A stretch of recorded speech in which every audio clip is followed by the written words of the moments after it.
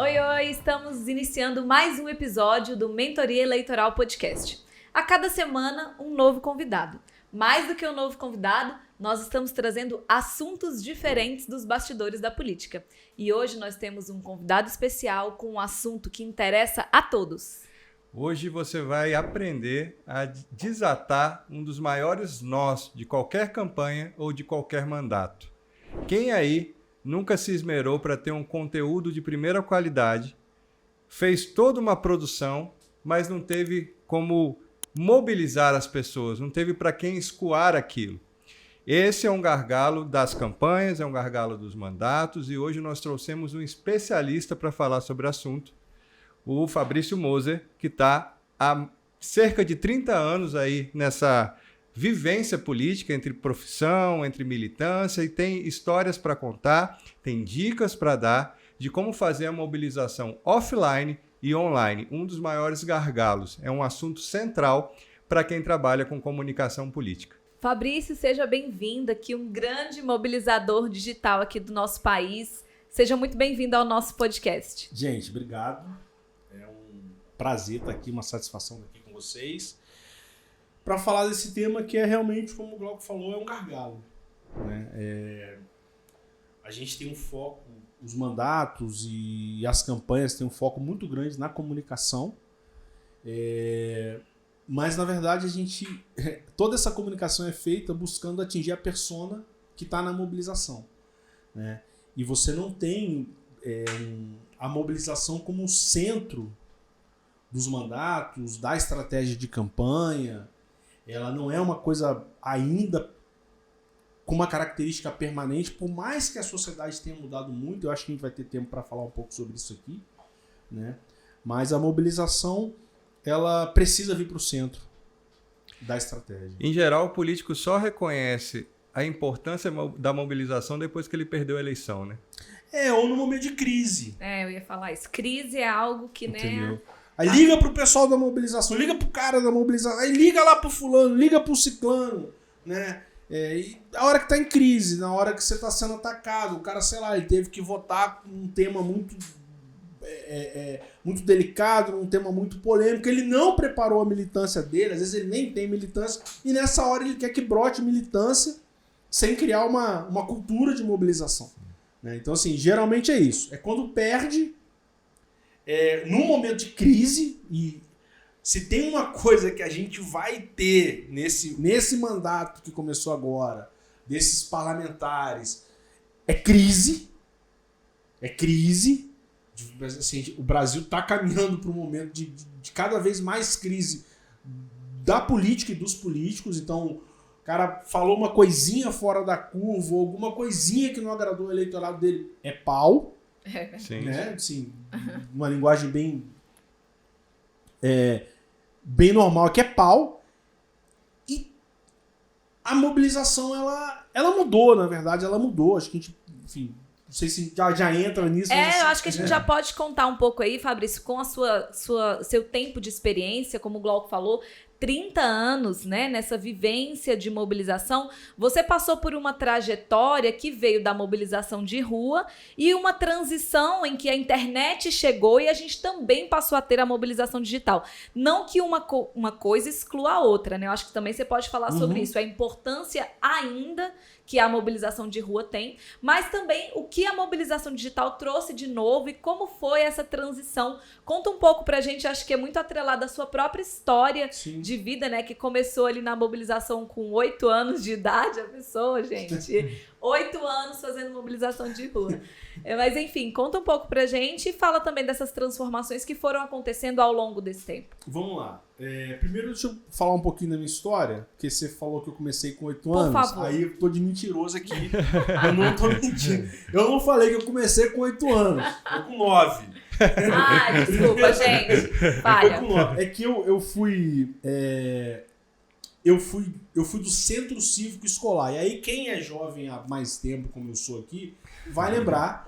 O centro cívico escolar era a entidade estudantil dentro das escolas, ainda na época da ditadura. Era o máximo que ela permitia, né? Era o máximo que ela permitia. Então, era como se fosse até um prêmio, né? Porque a direção da escola, vamos dizer, a diretora, na nossa época não tinha nem diretor, era a diretora mesmo, né? A tia, né? Escolhia lá, então assim, eu fui escolhido para ser do Centro Cívico Escolar com 8 para 9 anos, era 8 para 9 mesmo.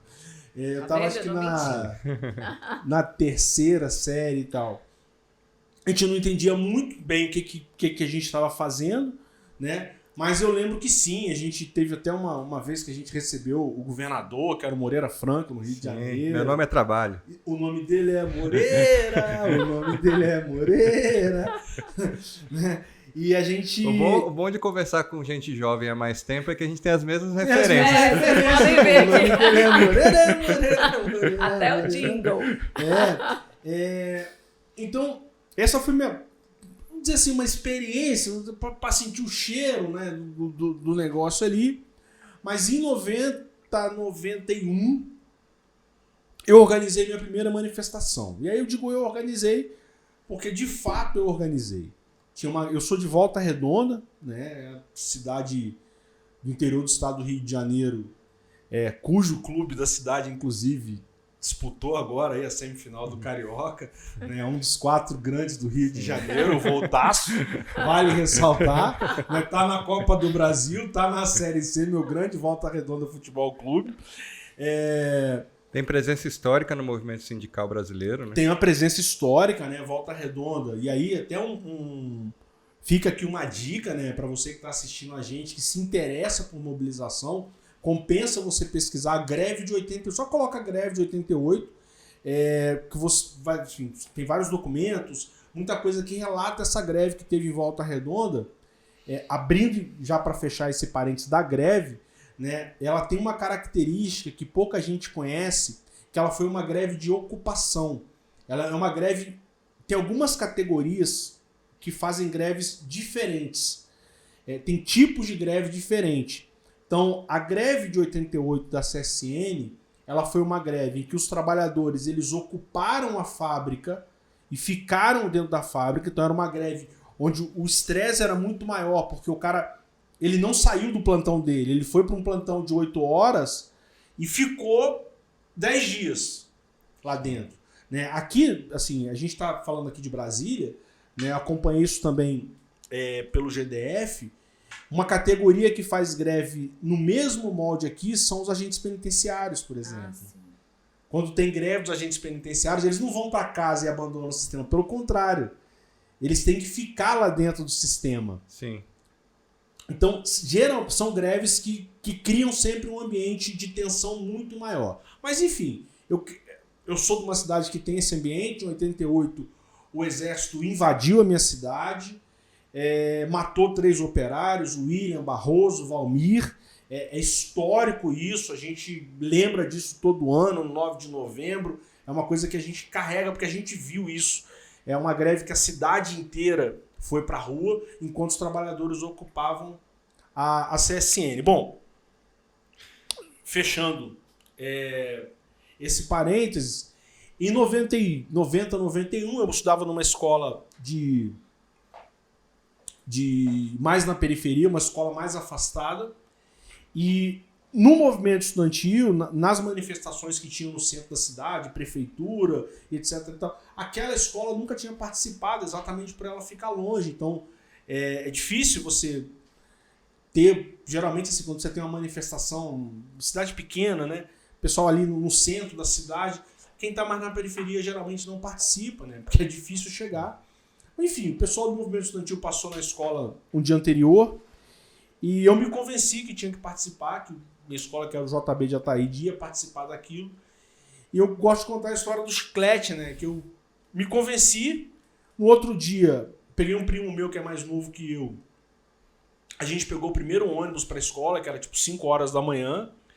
Ou seja, o seu primo foi o primeiro mobilizado da tua história. Meu primeiro embaixador foi meu primo. Meu primeiro embaixador foi meu primo. Na verdade, foi isso mesmo.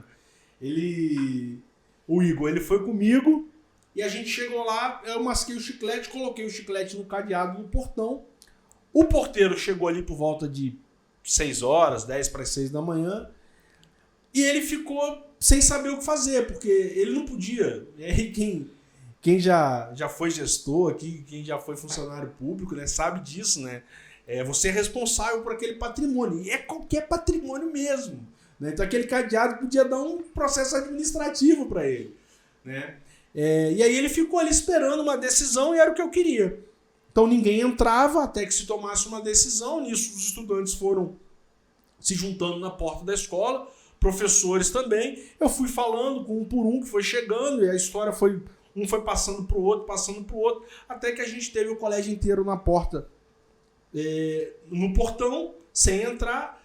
A gente negociou com a direção da escola para entrar a quinta série. Eu subi no portão, fiz meu primeiro discurso, expliquei por que a gente estava ali e a gente levou o JB até o centro da cidade.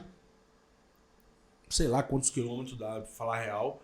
Mas assim, foi uma caminhada bem de 1 hora, 1h30. Vocês foram caminhando? Não, caminhando. Foi uma passeata até a prefeitura, onde a gente se encontrou com as outras escolas. E dali eu começo a minha, assim, a trajetória. Depois eu fui para uma outra escola da mesma rede, a maior escola da rede, que é mais um centro.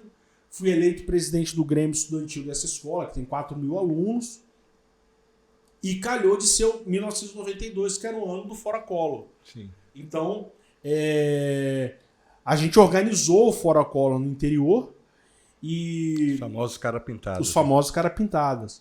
Né? E a gente, cara, assim, a gente fazia passeatas do nada. A gente fazia passeata com 70.000 pessoas todo dia, com 50.000 pessoas, com cidade muito pequena com 10.000 pessoas. Né? Para quem é mais novo, em 92 a gente tinha uma situação diferente do que a gente vive hoje,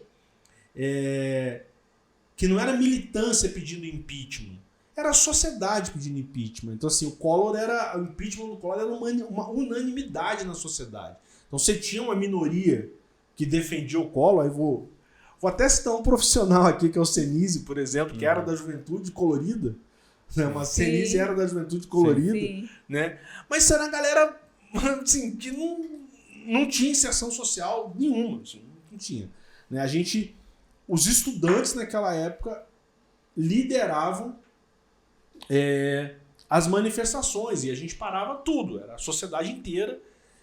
Nesse caso, foi mais, digamos assim, foi uma experiência considerável, né, relevante, mas de fato para mobilizar era mais fácil, digamos assim, né? Você não tinha tanta dificuldade na mobilização naquele momento, uma vez que a sociedade estava convencida da importância daquela pauta. Era mais fácil, porque a coisa já estava mais mastigada, como você falou, a sociedade estava mais convencida, mas os protocolos precisavam ser seguidos. Os protocolos são os mesmos até hoje. E lembrando que não existia nenhum recurso tecnológico, né? Hoje com o WhatsApp você dispara aqui, ok. Né? Naquela época não tinha WhatsApp, não tinha nem celular, inclusive. Não, o que a gente fazia? A gente conseguia um vereador ou outro que apoiava a gente, assim, mais publicamente. Eu lembro que a gente já fez muito isso. A gente entrava na Câmara Municipal, ele tinha gráfica na Câmara, sim, ou as Xerox, nas máquinas de Xerox, que era o que a gente tinha de inovador na época, e a gente conseguia, sei lá, o vereador pagava o cara para trabalhar de madrugada e combinava com a gente que a gente tinha que ir para a Câmara Municipal 1h da manhã para buscar o material. Para ficar lá com o cara tirando Xerox de milhares de panfletos para a gente soltar de manhã. Cansei de fazer isso, inclusive em algumas dessas gráficas não tinha guilhotina. Então você tinha que fazer no braço com um estilete ou tesoura, porque cada 4 dava 2 panfletos e você tinha que partir ele no meio. Exatamente, era isso. É isso aí, esse é o ambiente. Então a gente ia pra lá de madrugada, o cara ia tirando aquilo, ia dando uns bolos pra gente, a gente ia preparando os pacotes. Era uma logística que a gente tinha, claro, de saber quem vai distribuir aonde, quem vai pra onde e tal. Marcava um ponto ali no comecinho da manhã, 5h30 da manhã a gente já tava na rua, né? Para fazer essa divulgação. Aí a gente tinha alguns outros espaços que a gente usava muito as igrejas para fazer isso. Então assim, a missa de domingo era fundamental, crucial para fazer essa divulgação. Então basicamente era porta de fábrica, igreja e porta de escola. Era onde a gente... Onde tinha a maior concentração de pessoas, assim, né? De cidadãos. E que nesses 3 locais você conseguia chegar em todas as casas, né? Então a gente, assim, pegou essa fase de uma mobilização que era muito manual. Raiz, assim, mas absurdamente raiz. O que você tinha de mais tecnológico na nossa época era um caminhão de som, que curiosamente é usado até hoje. Sim. Até hoje é a mesma coisa, né? Os sindicatos, todo mundo vai lá, pega um caminhão de som para criar essa potência. Era o que a gente tinha de mais tecnológico na época. Bom, eu acho que dessa fase é isso. Depois eu fui presidente de associação de moradores do meu bairro. Nas campanhas eu trabalhei muita campanha de rua, né? Na época que as fake news eram impressas, Sim. inclusive, né? Não é uma novidade a fake news, não foi inventada ontem. O nome foi, né? Assim, gourmetizaram a fofoca, gourmetizaram até a mentira, né? Com o nome de fake news, né? Mas é mentira, é fofoca, é boato, é maledicência, né? Que hoje tem esse nome, mas isso não é de hoje, isso não nasceu agora, isso ganhou, obviamente, a revolução tecnológica. Ela é como a revolução industrial, ela consegue fazer as coisas em escala. Sim, né? A proporção, então, a proporção diferente. disso, exatamente Sim. isso, né? A proporção disso é que faz a diferença. Mas eu sou da época que as campanhas, as pesquisas falsas, elas eram distribuídas na madrugada. Na última semana da eleição, ela era jogada no comércio, na porta das casas, na madrugada, uma pesquisa falsa, dizendo que um candidato ganhava o outro. Panfletos apócrifos, né? Com acusações, que até você desmentir... dia antes da eleição, né? Eu não sei o que é isso, mas... Até você desmentir, eu tenho um amigo que sabe o que é isso. Eu nunca fiz. Eu mesmo nunca fiz. Mas eu tenho amigos meus que fizeram, entendeu? Eu já ouvi Conhece gente, Eu né? conheço gente que me contou história que tinha na época aqueles panfletos apócrifos que falavam mal do candidato. Assim, estrategicamente era deixado espalhado um dia antes da eleição, Isso. né? Pra assim, não ter tempo, né? De desmentir. Isso. Geralmente eles eram espalhados. Eu também nunca fiz, mas disse que você pegava uma Kombi de madrugada e ia jogando no centro da cidade. Isso, sim. O meu amigo me contou que você fazia isso de sexta para sábado. Você fazia de sexta para sábado, porque você criava aquela confusão no sábado e o cara não tinha tempo para... O burburinho do sábado era esse. E o cara não tinha tempo para poder rebater essa notícia. É que eu me lembrei de uma coisa interessante aqui, de uma história que também eu ouvi de um amigo meu, que eu nunca fiz nada de errado, mas eu tenho uns amigos que me contam as coisas, que diz o seguinte, que na época, eu se não me engano, até 2010, eram permitidos brindes na campanha. Sim. Então tinha uma coisa, assim, a campanha tinha isso ainda, né? Porque você ganhava camisa, você ganhava boné, chaveiro, lixa de unha, porta-documento. Sim. Tudo era permitido. Hoje em dia ainda ganha tijolo, hoje em dia tá...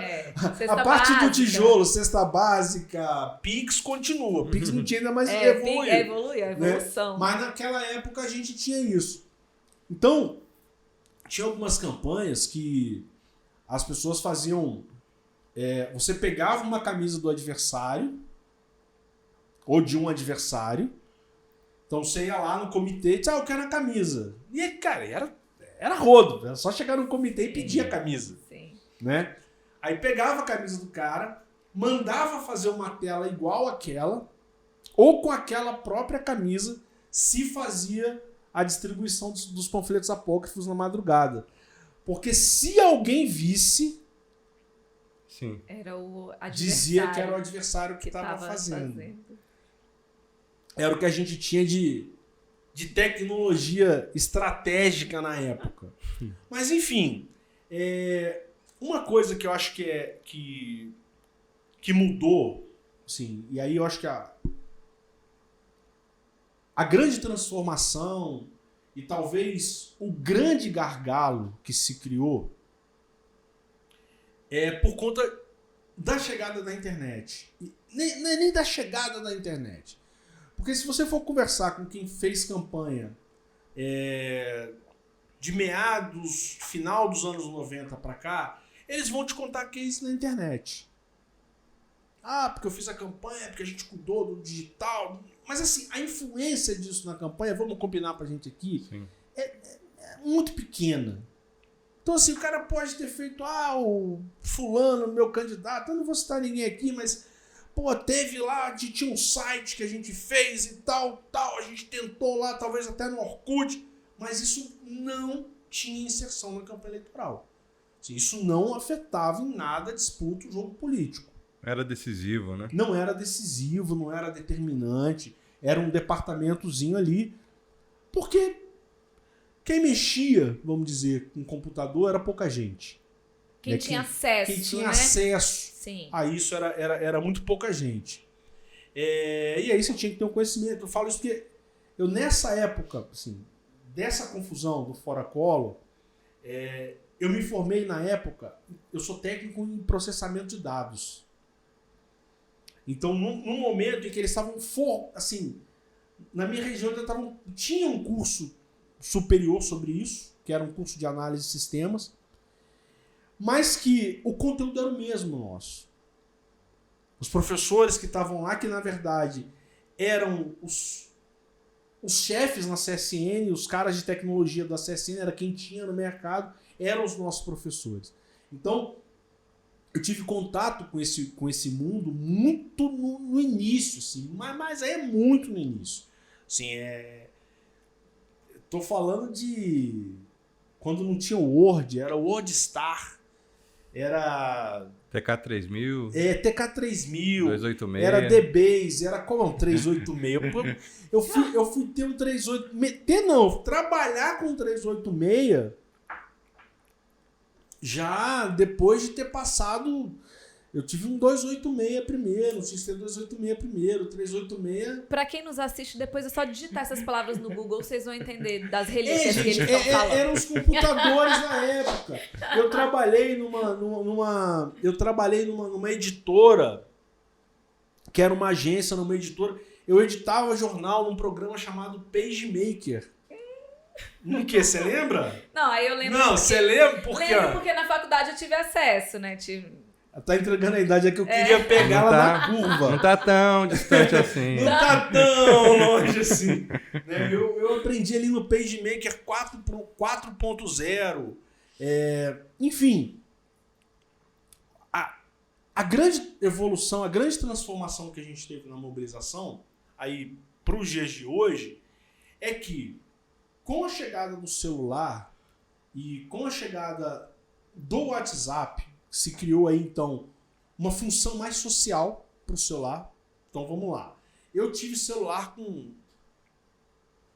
tive celular em 1995.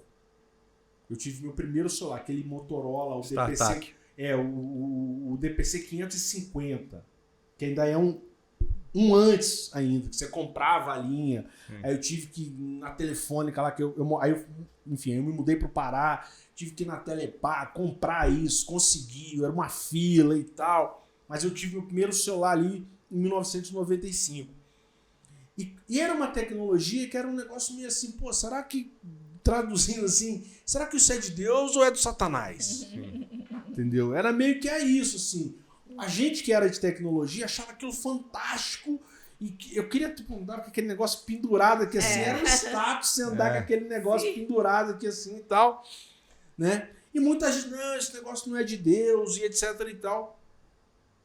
Com a chegada do WhatsApp especificamente, os filhos foram descobrindo que, cara, seria legal meu pai ter isso, porque agora eu consigo falar com meu pai.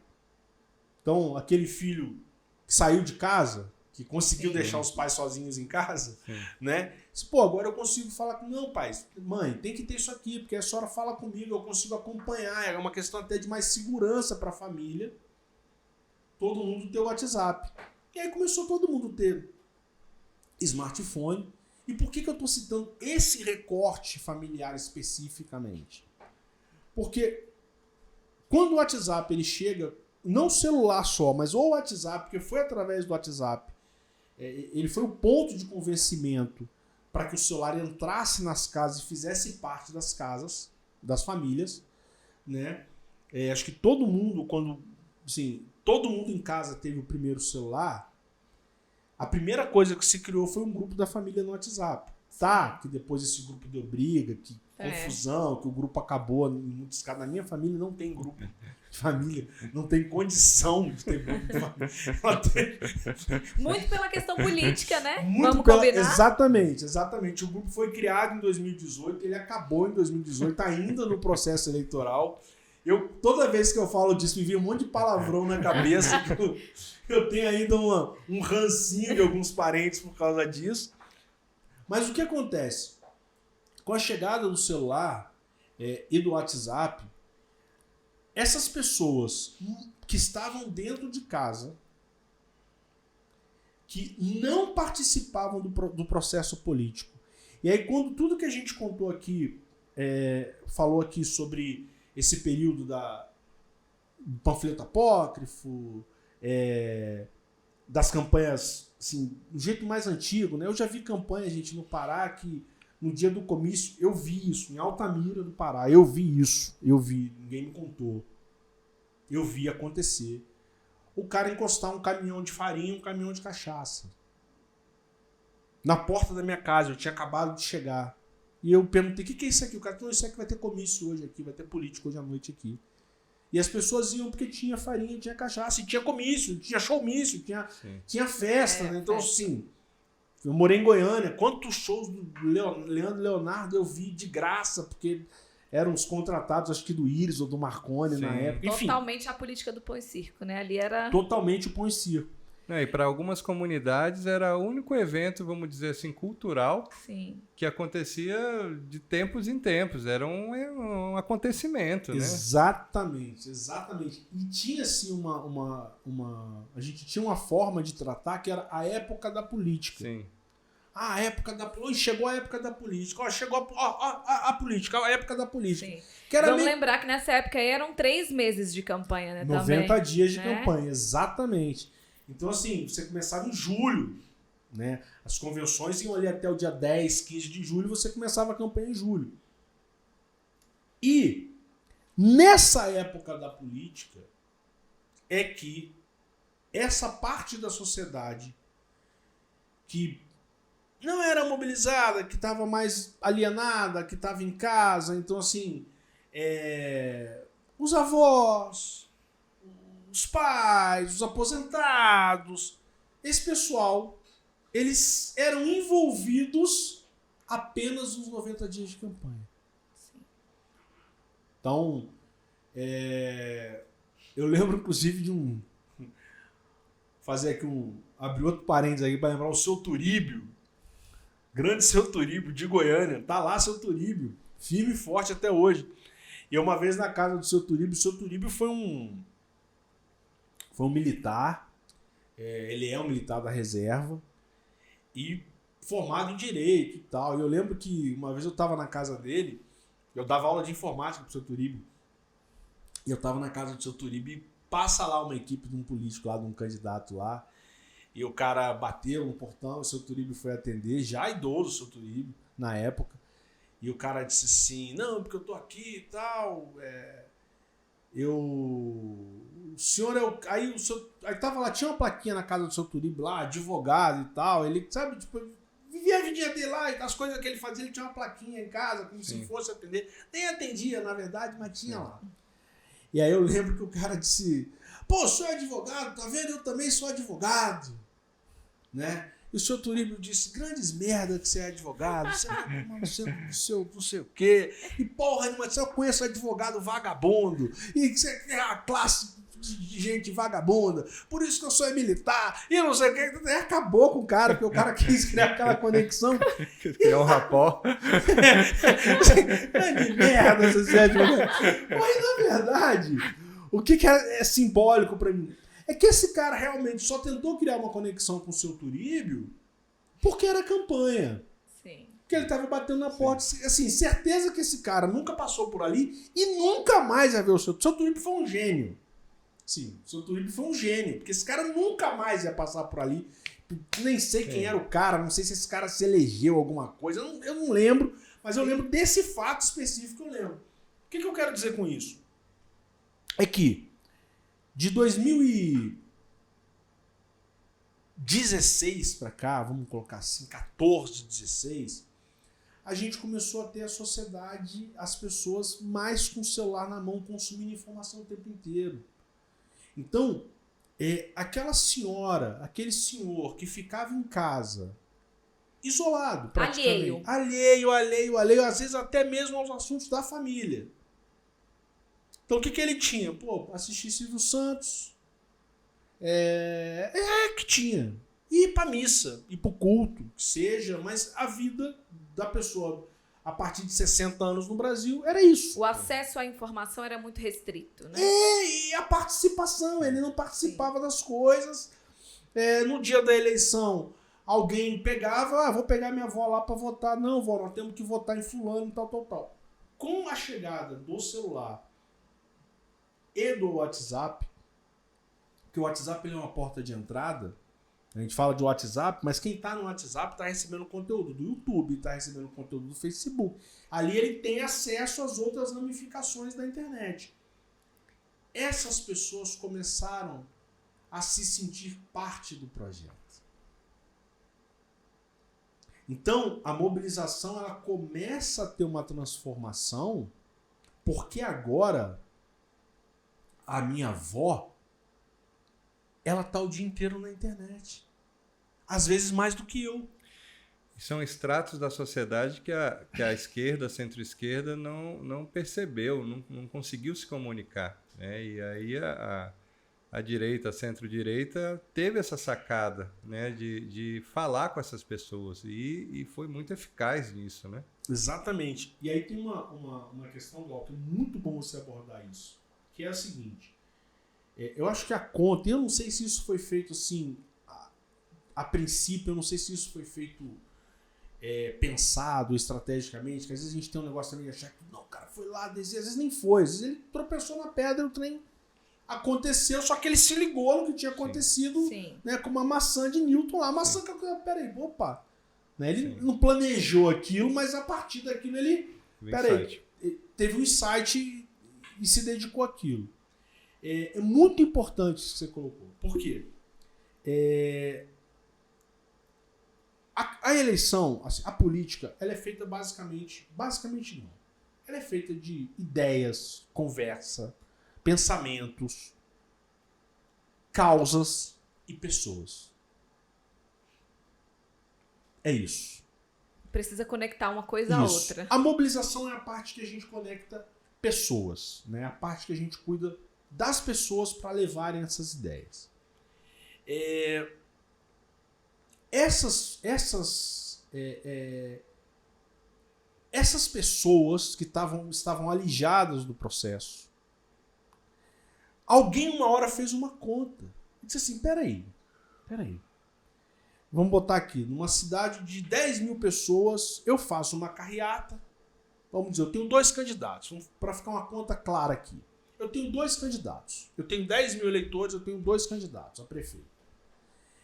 Eu faço uma carreata, que na real, cada carreata levou 500 pessoas, 1000 pessoas. Vamos botar 1000. Porque toda carreata, cidade do interior, é um trabalho que eu tenho. Aí eu tenho uma especialidade em cidade do interior. Toda carreata em cidade do interior teve mais gente do que a população. Você pergunta quantos teve na carreata? Rapaz, 1.500 carros, tinha carro. Quanto foi? Rapaz, teve 2.000 carros. Você vai ver lá, a cidade tem 4.000 votos. Não pode. Né? Não faltou aí carro, não sei, alguma coisa, mas é sempre assim. Mas aí, sei lá, você teve 2.000 pessoas que participaram da carreata final, do comício final, que é um bom número. Sim. Mas você tem 8.000 eleitores. É muito doido. Sim, eu acompanho muita eleição no interior. O dia da eleição, você vai para a porta da escola, você vê gente, em qualquer lugar, aí você vê gente, você fala, não sabia que tinha esse tanto de gente nessa cidade. Né? Brota gente que você nunca imaginou, que você nunca viu na rua, que você não encontrou na escola. É incrível. As pessoas diferentes. Você olha e fala, cara, nossa, como que existe gente no mundo? Porque eu não vi essas pessoas. Então, essas pessoas, elas estavam alijadas do processo. E com o WhatsApp elas Com começaram o WhatsApp, elas começaram a participar, a receber informação o tempo inteiro. E aí a mobilização ela vai virando realmente um gargalo. Porque hoje, a disputa da energia de participação, e aí quando uma pessoa ela compartilha um conteúdo, ela está participando. Quando ela dá um like num post, ela está participando. E essa disputa hoje, ela é mais acirrada, cara, porque assim, todo mundo participa. Sim. Então você pode estar tendo o debate mais intelectual possível no auditório da UNB agora. Que legal. Não é legal. Vou falar em português claro, não é legal, é chato. Aliás, é absurdamente... 90% deles são absurdamente chatos.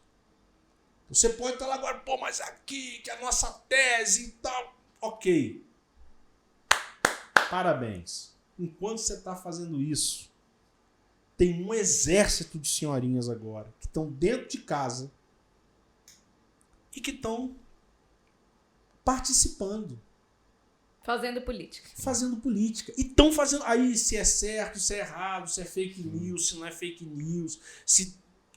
Aí já é outro debate. Então, inclusive, é onde a gente vê que a importância de você ter uma comunicação hoje tendo a mobilização no centro. Porque se você não falar com essa tia que está lá na ponta, você está fadado a um sucesso. Aí, respondendo um pouco o que você disse, a esquerda e a centro-esquerda, ela perdeu esse bonde. Sim.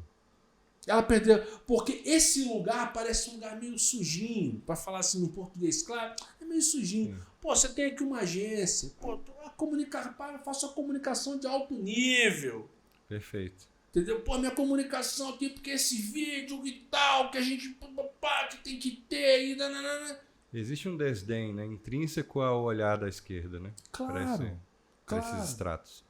Agência nenhuma tem orgulho de dizer que faz panfleto de supermercado. Sim.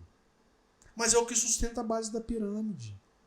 Quando a gente pensa também numa transição geracional, ouvindo a tua história, né, você imagina, eu também tenho história parecida, fui do Grêmio do Elefante Branco, aqui comecei no movimento estudantil. Você tinha uma matriz que, primeiro, né, dentro do universo de alunos, poucos se interessavam por política. Né? E aí, esses poucos, eles tinham que correr atrás. Eu acho que contigo também foi assim. Ok, você gostava, você já tinha uma aptidão de falar, mas você tinha que estudar, você tinha que ter uma profundidade, você tinha que pegar, ter uma ideia de mobilização, botar um chiclete ali no cadeado, mobilizar as pessoas, andar 1 hora para manifestar, seja sobre o que quer que seja. Hoje, esse mesmo jovem, ele dá um like e na cabeça dele, o movimento dele mental de compensação é estou engajado e sou consciente. Né? Quer dizer, todo aquele processo que exigia uma profundidade, um trabalho mesmo, andar e se mobilizar e abordar pessoas, ele é substituído de uma forma simbólica pelo like, né? Quando muito pelo comentário. Cara, e assim, a gente tinha... as nossas lideranças, né? Então, você ouvia os discursos das pessoas. Né? Então, você era formado politicamente dentro de uma linha. Sim. Ideológica, né? Ideológica. Dentro de uma linha ideológica. Dentro de uma linha ideológica, entendeu? Então, a esquerda, inclusive, teve várias grandes escolas aí. Acho que uma das maiores que tem até hoje é o JS. Sim. Né? Foi por onde eu comecei também. O JS, a União da Juventude Socialista, é a juventude do PCdoB, né? Só pra gente... Que é uma grande escola de formação política brasileira, tradicional. Né? O JS comanda a UNE, a União Nacional de Estudantes, comanda a UBS, que é a União Brasileira de Estudantes Secundários, e é uma grande formação de quadro. Aí, se você concorda, se você não concorda, né? Até colocar isso aqui, né? Porque... mesmo sabendo que esse podcast aqui, ele é um podcast que tem como seu maior público profissionais, Sim. a gente, toda vez que toca nesse assunto, você ainda tem um milindre de gente que mistura as coisas e tal. Então a gente está colocando aqui, fazendo uma análise das coisas, né? Você pega a sua paixão e leva para onde você quiser, né? Não tem a ver com isso, né? Não tem a ver com isso. O papo não tem a ver com isso. Não tem a ver com isso. Reza um Pai Nosso aí e acalma seu coração. Então, assim, você tinha essas escolas, você lia livros, é como você falou, você se aprofundava. Né? Mas, Fabrício, deixa eu pegar o gancho disso para falar sobre uma coisa que a gente estava conversando aqui nos bastidores, que é isso, de alguma forma, a gente considera que pode ter se tornado uma amarra, digamos assim, para quem teve toda essa escola, quem participou de toda essa construção do movimento estudantil, das juventudes partidárias, enfim, dos partidos políticos de um modo geral, sobretudo os partidos políticos de esquerda. Mas aí a gente estava falando de um processo de transição, de mobilização, que envolveu a chegada da internet, e ali você começou a comentar de 2014, 2016, que ainda estava chegando, mas em 2018 foi um fato que a gente teve ali uma ruptura, digamos assim, né? Uma ruptura com um modelo que era praticado, e a partir de 2018 aqui no nosso país, com a eleição do presidente Bolsonaro, a gente entendeu claramente o poder, digamos assim, né, que as redes sociais poderiam ter num processo político. E você esteve dentro de um processo, dentro de uma campanha presidencial em 2018. Eu queria que você contasse um pouco assim dessa experiência e como foi a leitura que vocês lá dentro estavam fazendo dessa movimentação que estava acontecendo, sobretudo no WhatsApp, né? Como foi vivenciar isso, entender esse movimento e o que foi feito. Inclusive, depois aí, Fabrício rendeu matéria na revista Exame, no Antagonista, enfim, grandes veículos nacionais por um trabalho que ele fez nessa campanha. Conta um pouco pra gente, Fabrício. Bom, 2018 foi, de fato, a primeira campanha nacional que a gente teve a internet como fator determinante no processo político. Né? O WhatsApp ele se estabelece na eleição de 2018. Com a campanha do Bolsonaro. Eu estava na campanha do Alckmin, coordenando a mobilização na campanha do Alckmin. Era uma campanha que tinha grandes nomes da comunicação, como Lula Guimarães, como Marcelo Vitorino.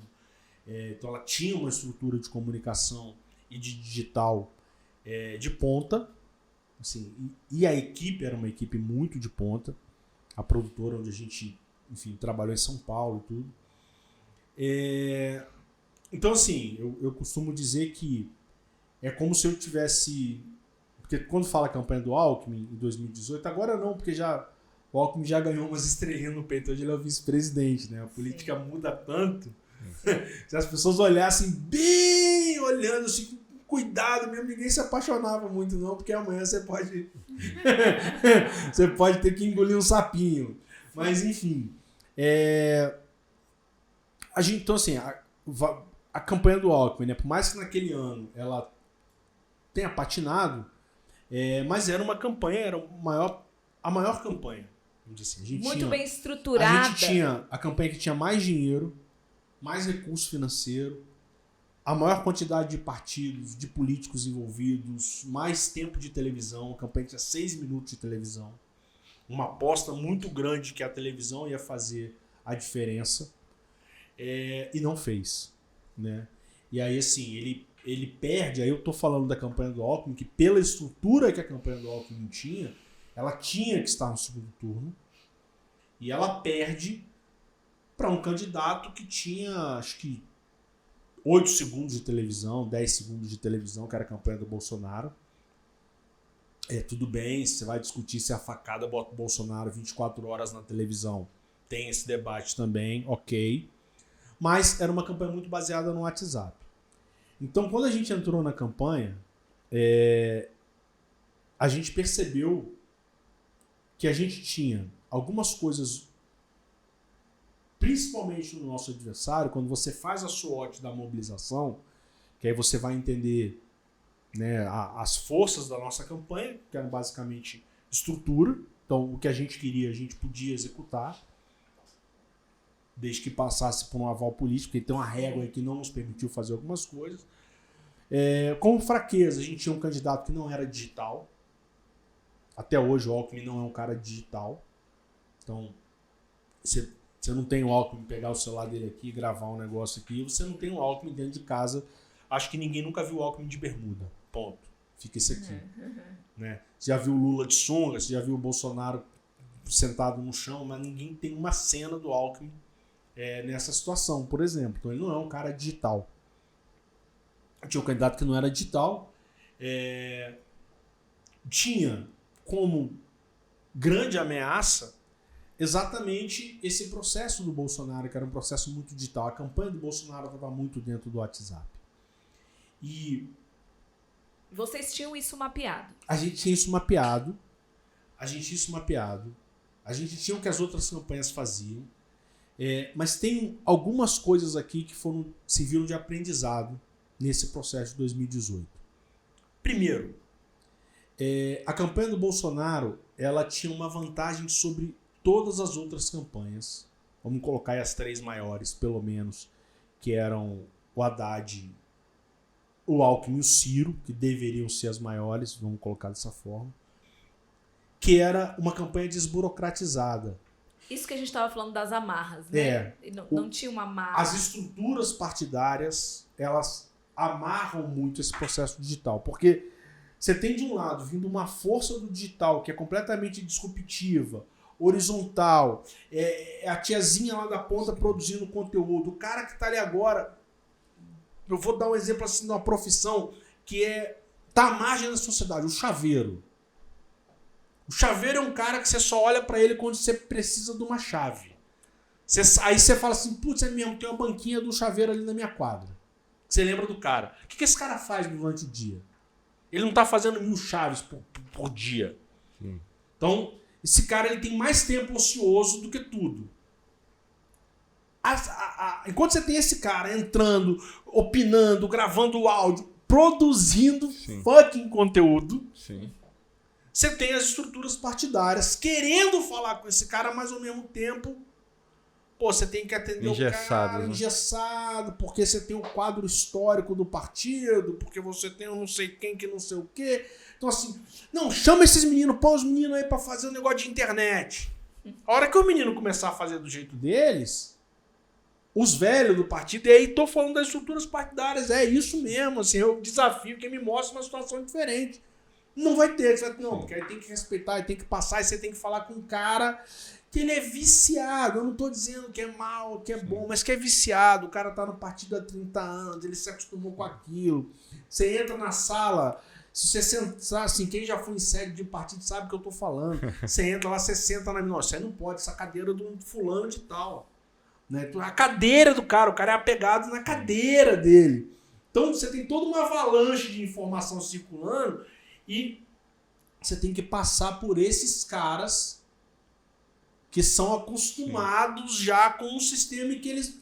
Vamos lá! Não, e além da tradição tem a questão da velocidade. Eu já tive casos de atender partidos que, por exemplo, você formulava um meme que fazia sentido naquele momento. Quando o cara autorizava, 3 dias depois, já era piada velha, já perdeu o time. Você foi no coração do negócio. Eu já tive esse problema. Não vou citar, mas eu já tive esse problema. Assim, aí, até um exemplo do PSDB, aí eu posso citar lá da campanha de 2018, que eu citei aqui mais cedo. Pô, você fazia lá um card, aí soltava nos grupos de militância. Que aí você tem isso também, que a militância ela não tem a cultura. Aí o cara diz assim, não, esse amarelo do bico desse tucano não é o amarelo original, porque na época do Mário Covas e não sei o que. Não é o amarelo raiz. Porra, você tá preocupado com a cor do amarelo, enquanto isso as tias estão mandando bom dia, que é Jesus no colo do Bolsonaro, o Bolsonaro no colo de Jesus, com a Virgem Maria passando em cima de um vira-lata caramelo, e tá tudo certo, e bom dia, que Deus te abençoe, e a outra responde, bom dia. Você tá preocupado com o amarelo, você tá preocupado com as marcas do partido, você não tá entendendo que essa estrutura, ela tá diluindo, ela tá acabando. Sim. Você tá tentando, sabe, assim, você tá tentando se apegar numa coisa que tá acabando. Assim, você tá, plástico derretendo e você tá tentando segurar, não vai segurar mais, né? É aquela clássica cena do Titanic com a orquestra tocando enquanto o navio afunda. Né? É isso, não. É isso, irmão, é isso. Eu pensei nesse exemplo, né? É o violinista do Titanic, entendeu? O navio tá afundando e você tá lá mais perto que está, meu Deus de ti. Putz, cara, o trem tá afundando, irmão, e você tá ali, não, mano. E você foi notícia na imprensa porque você fez esse alerta e não te ouviram? Então, eu tive eu até gaguejo de falar isso, porque eu peguei um certo trauma, inclusive, de rede social. Eu fui num evento, eu viajei, naquele ano, eu fui em 22 estados. O que a gente tinha? A gente tinha uma militância do PSDB, qual que era uma força que a gente tinha? É que o PSDB ele tinha uma militância histórica. Essa não é a militância chata do bico do tucano.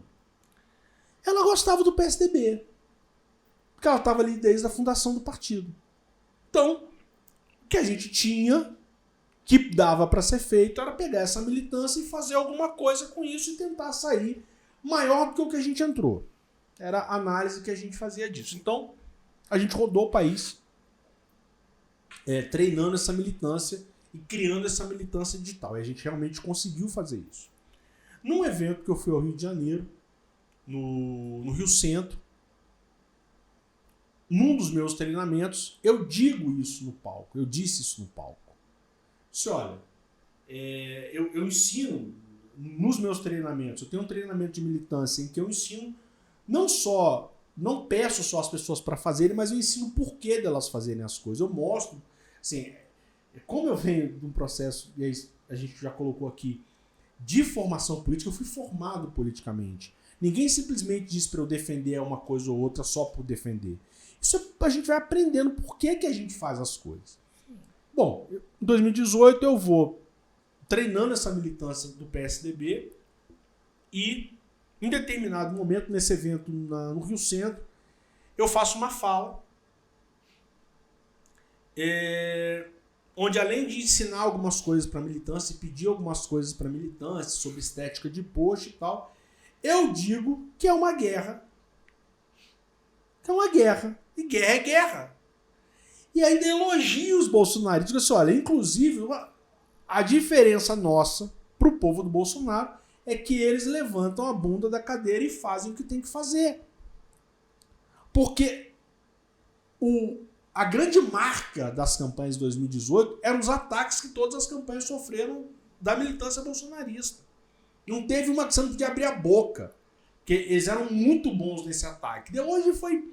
Ainda estão, né? Qualquer postagem que você faz o L, não sei o que, eles ainda estão aí. Mas durante a campanha eles são muito incisivos. Em 2018 eles comandaram. E eles eram muito organizados. Eles eram muito disseminados, assim. Acho que essa mais a palavra. Eles eram muito distribuídos.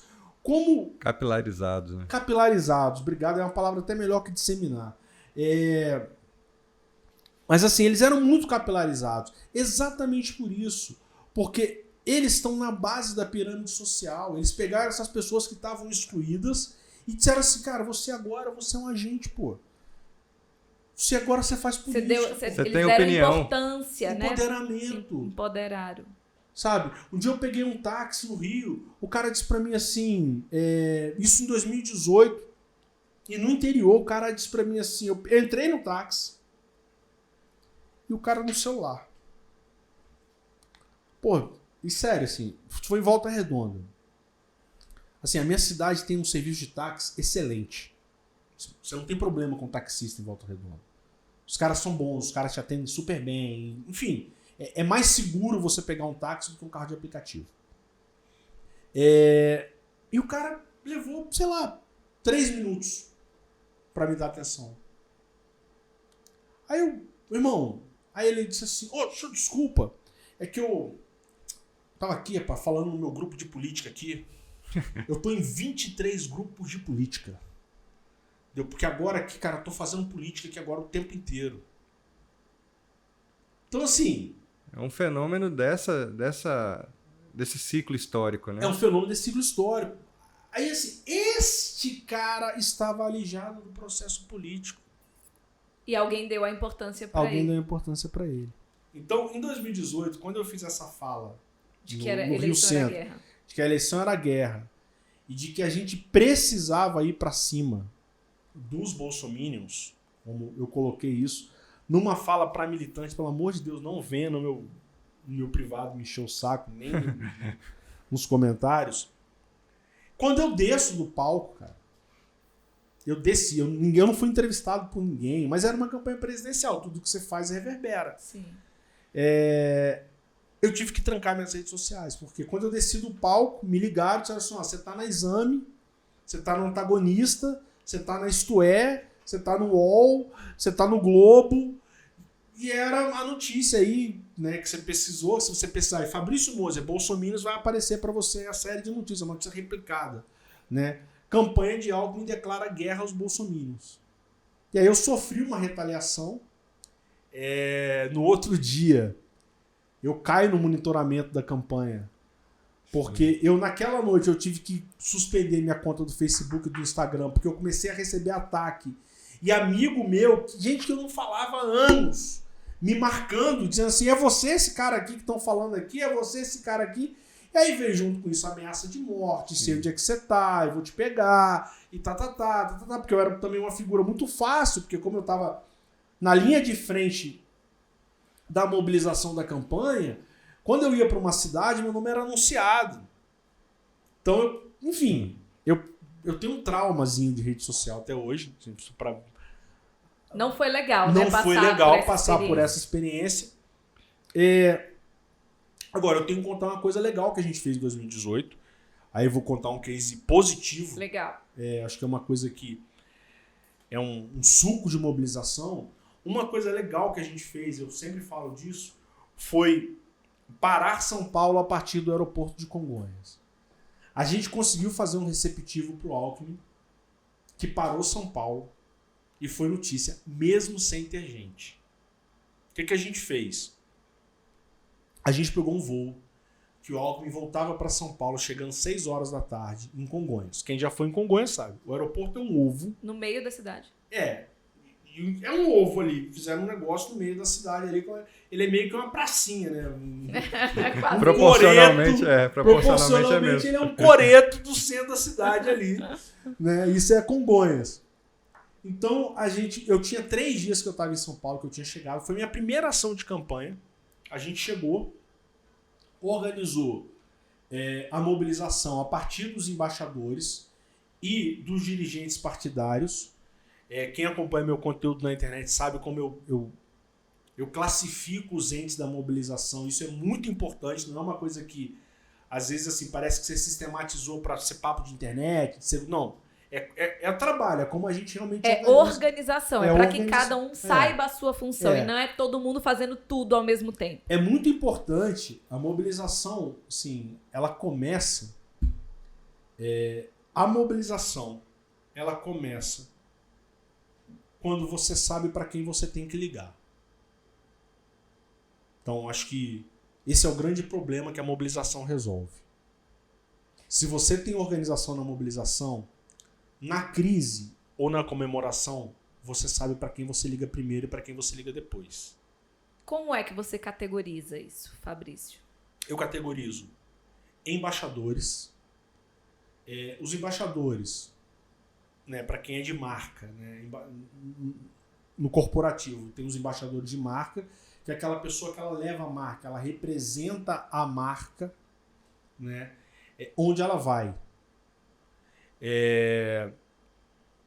Na política, o embaixador é aquela pessoa que é isso. É o líder comunitário?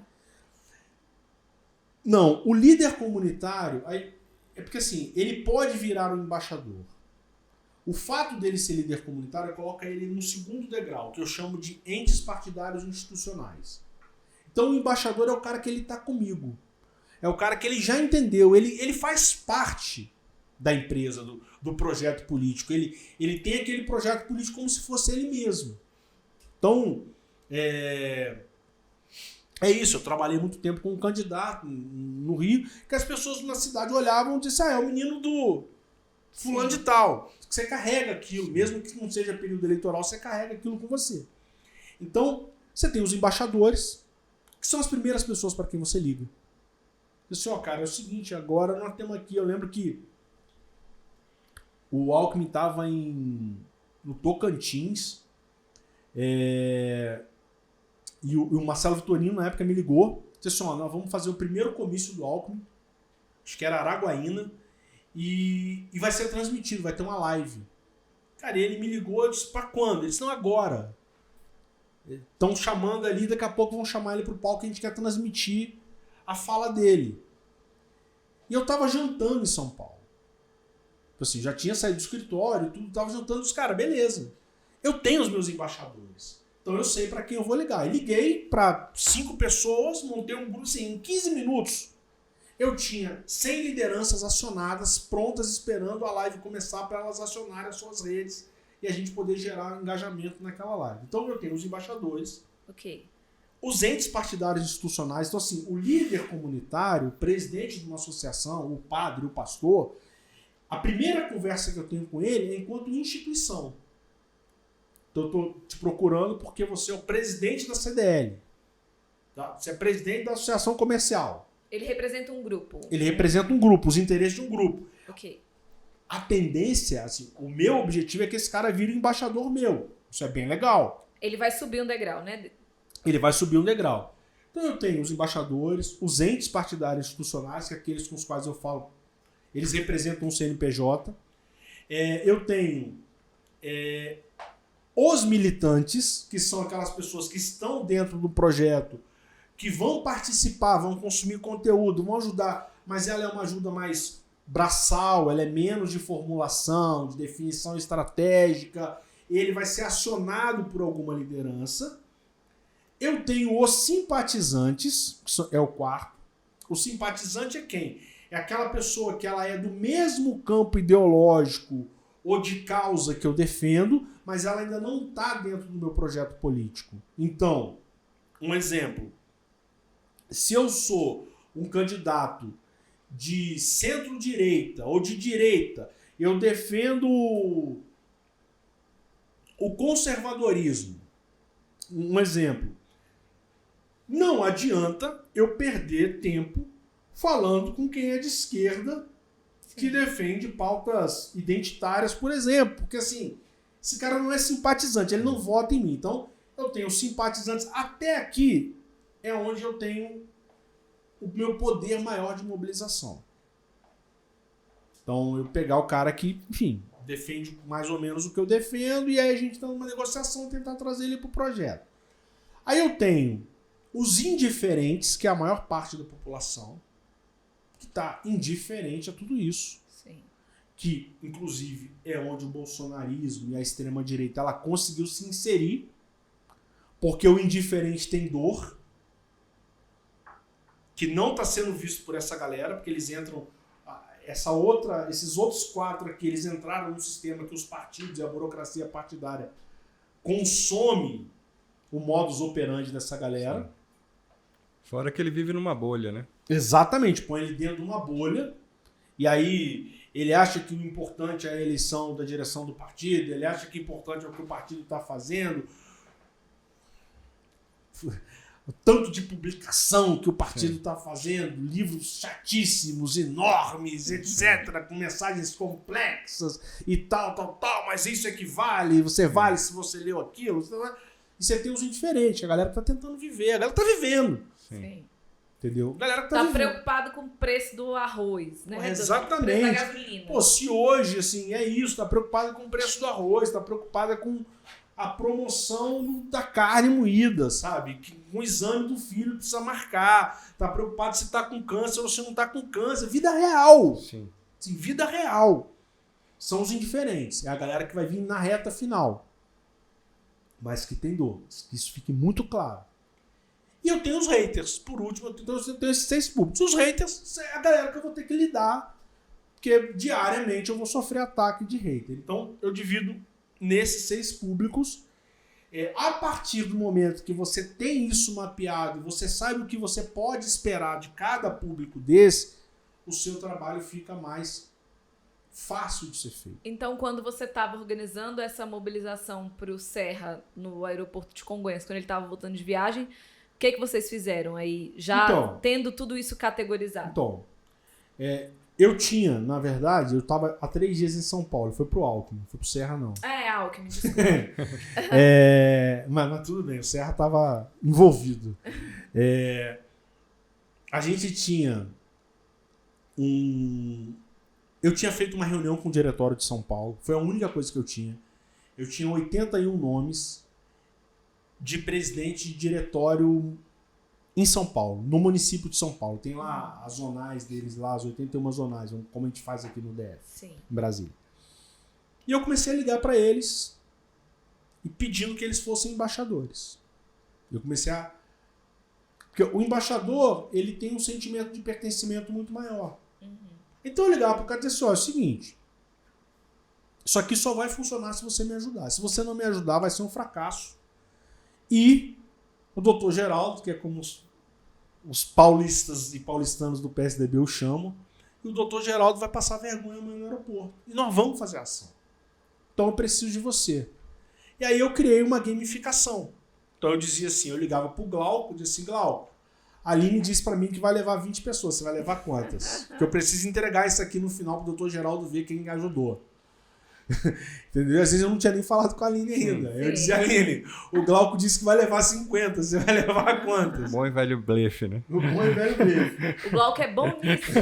Deus amado. Nas campanhas que ele coordena também, ele faz isso com as coordenações. Pronto. E foi muito interessante essa experiência, porque assim, a gente fez...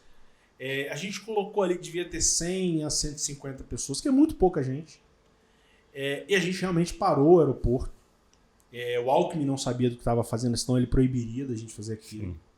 Porque tinha esse negócio do PSDB que você não pode fazer barulho, que você não pode criar confusão, mas vai atrapalhar o trânsito. Pô, isso que eu pensei, né? Sim, pô, mas você vai atrapalhar 6 horas, vai atrapalhar, incomodar. Não, mas eu quero incomodar, eu quero atrapalhar o trânsito. Eu preciso que alguma coisa... É um fato, né? Cara, eu preciso de um fato nessa campanha. Essa campanha ela é tão chata que ela precisa de alguma coisa.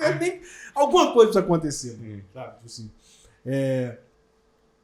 e aí, que é interessante isso, é porque muita gente do partido, gente que tinha cargo no partido, de liderança no partido, virou pra mim e disse, cara, isso é idiotice, isso você está fazendo coisa de gente imbecil. Isso é imbecil. Isso não vai dar certo nunca. Não vai. Então, assim, nem sempre. E outros, vou citar aqui a Adriana Ramalho, que era uma deputada estadual à época, uma família tradicional da política lá também, do Ramalho da Construção. Ela foi uma pessoa que, cara, por nada, ela disse, não, eu vou te ajudar, gostei da ideia, vamos, quantas pessoas você precisa, se me der ônibus eu ponho tanto, se me der van eu ponho tanto, se não me der nada eu ponho 50 pessoas. E aí você vai transformando quem quer ser embaixador. E nem todo, por isso que eu te falei, nem todo mundo que é uma liderança necessariamente vai ser um embaixador seu. Então você vai vendo com quem você pode contar ou não. E aí você lotou o cara, aeroporto. E a gente botou 150 pessoas, 6 horas da tarde em Congonhas. A gente lotou Congonhas, criou um puta de um tumulto, parou o trânsito, 6h30 da tarde de São Paulo, foi notícia em todas as rádios, enfim. A gente conseguiu ter, eu acho, olhando para a campanha do Alckmin, eu acho que foi a única ação de algum impacto mesmo de mobilização que a gente conseguiu. E que gerou mídia, né? Também que é importante para esses casos. E aí, ao final, né, de um tempo, me parece que você, tendo começado muito cedo, né, e tendo tido experiências diversas aí no campo da atuação política e mobilização, você criou um método, né? Você criou uma forma você deu ciência ao que de alguma forma a vida te ensinou, né? Tua trajetória te ensinou. Como é que foi isso? Cara, então, depois dessa campanha de 2018,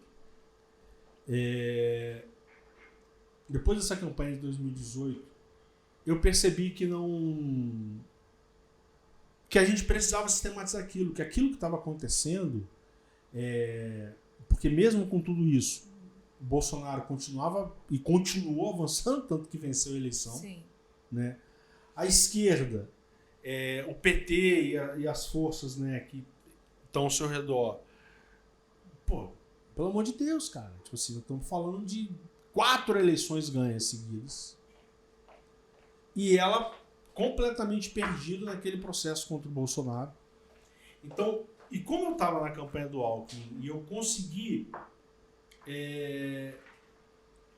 ver isso de um outro lado do balcão, e aí é importante, Glauco e Aline, até deixar isso claro aqui. Muitas das ferramentas e das estratégias, dos recursos que foram usados pelo Bolsonaro ali no começo, eles foram oferecidos também para outras candidaturas e outras estruturas de poder. As pessoas não quiseram fazer. Então, eu conversei com gente que me ofereceu coisa. Que é o mesmo que estava oferecendo, vendendo. Era um mercado. Quem quer comprar, compra. Quem não quer comprar, não compra. Né? Então, a gente tomou a decisão, ali a campanha é uma decisão política, muito mais do que tudo, de não aderir a algumas coisas. Política e ética, né? Política e ética, né? De não aderir a algumas coisas. Mas a gente teve acesso a tudo isso. Assim, eu vi acontecer. Eu vi o que 2018 eu vi, o que hoje é muito comum, mas era surpreendente. Naquela época, o cara parar aqui com o celular na minha frente e falar assim, me dá um post seu aí, mostra um post seu do Instagram. E eu mostrar aqui um post pra ele vou botar 150 curtidas aí pra você agora. E ele mexer aqui e entrar 150 curtidas no meu post. Com bot.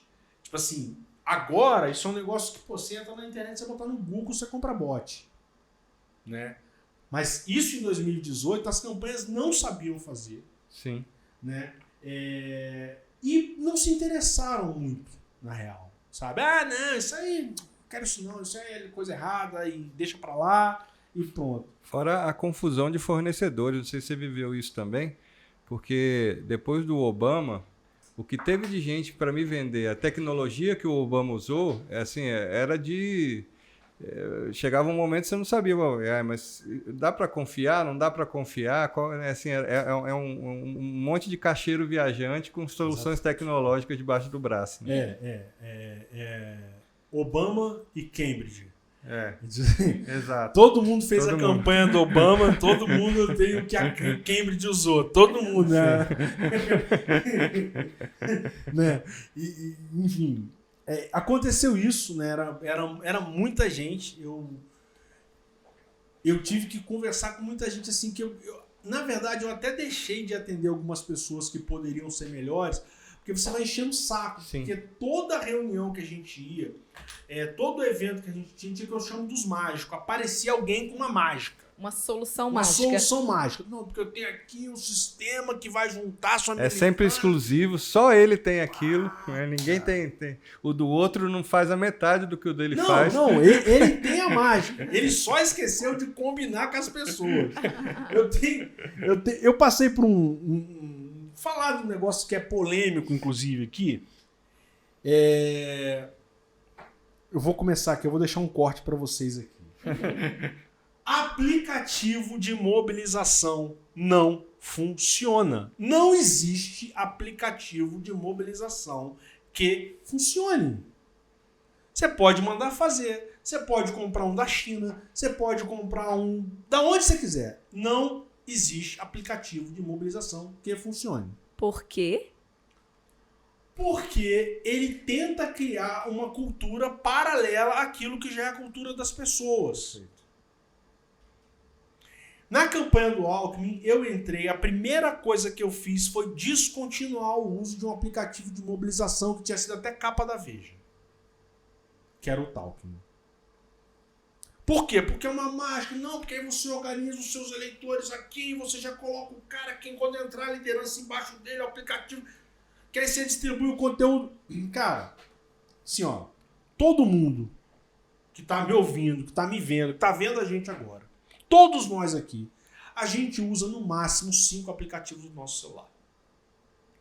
Você usa no máximo 5 aplicativos. Eu não sei quanto tempo de tela vocês têm. Bastante, né? Bastante. Que a gente trabalha com isso. Eu não não. tem nem pra onde correr. Que bom. Eu tenho bastante, não é nem só porque eu trabalho, não. É porque esse negócio vicia e acabou Né, com a Glauco? nossa vida. Vicia? Né?